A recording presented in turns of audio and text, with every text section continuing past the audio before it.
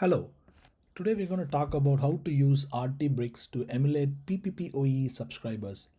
In the previous video posted on the channel, I explained how we can use RTBricks to emulate DHCP subscribers. In this video, we will just use the same topology but to simulate PPPOE subscribers.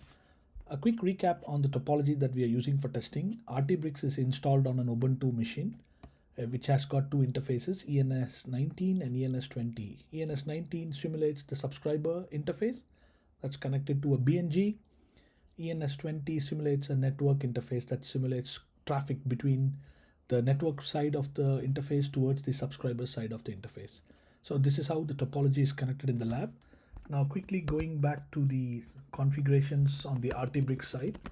So I have a file with the configs are pretty much stored in a JSON format. I'll just quickly explain what is the content within the file. So the PPPOE configuration file defines a network interface. So that is called the network interface, where we know ENS20 simulates the network interface. It has got an address that I've configured, which is just defined in the config file. You don't have to physically configure this address on the NIC itself, but the gateway is the interface IP to which this interface is talking. So this is configured on the router. So when I go back to the diagram, 200.200.1 is configured on router C's interface facing the ENS20. Now going to the access part of the emulation, ENS19 emulates the access side. The type we define here is PPPOE. In the previous video, when we were simulating DHCP, it was IPOE. So that is a small difference. Then obviously the outer VLAN, inner VLAN ranges are all defined according to the needs. IPv6 is false in this case. The authentication type for PPPOE can be PAP or CHAP. The example we use here is CHAP. The number of sessions we need is 10. The max outstanding request and start rate is just defined to show how many requests can be given at a given time and what rate the PPPOE setup happens. Now in terms of PPPOE reconnect, we say yes, because if at all the session gets timed out, we want it to reconnect. These are parameters that is set. For MRU on PPPOE, which is used for LCP negotiation, we set the values as it is. The key part or the interesting part with PPPOE subscriber termination is the username. So what I do is I define a username called karl, and the session global ID, this is automatically taken for each subscriber simulation that I'm doing. So if I want 10 customers, so what is going to be the username is karl1@jack.net. Likewise, for that user, we have this password set and the protocol is CHAP. NCP negotiation values are all set, just like how you would configure on an Ixia. There's another video on the channel that explains how you set these timers on the Ixia when simulating PPPOE subscribers. ipcp enable is true because we want IP address to be given for the PPPOE subscribers. There is no request specifically for DNS, so I'm setting it false. If you want it, you can enable it according to your requirements. IPCP 6 for IPv6 is false. In this case, I'm not simulating v6 subscribers. And in terms of access agent remote circuit ID and agent circuit ID, you can give these values whatever you want. Obviously, it is simulating the session global ID just like how it was simulating the user ID.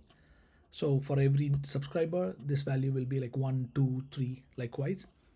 And there is traffic that I want between my access and the network side. So I'm just saying session auto start true.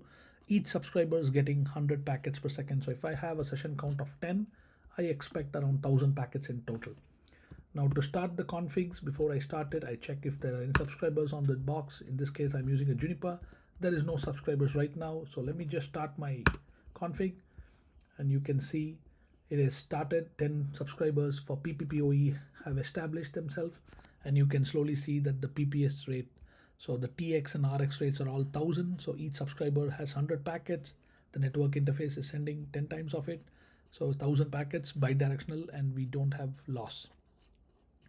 So this is just the output. Now if I go back to the router and check, you can see all my PPPOE subscribers are there. You can see the demux interface terminating the VLANs, the outer VLAN and the inner VLAN, and PPPO interface that is showing all your subscribers. As we discussed, karl1, karl2, karl3 is based on the session ID. Now if I take show subscriber username extensive, you can even see the agent circuit ID, remote ID we were talking about. You remember we had this details specified.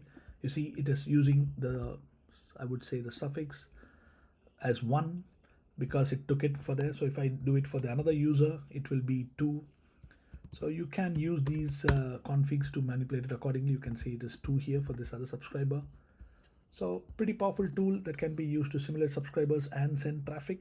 So if you want to terminate it, you just press Ctrl+C on the screen and the subscriber should now disappear. If I check here, all my subscribers are gone. Hope this is useful. Bye for now.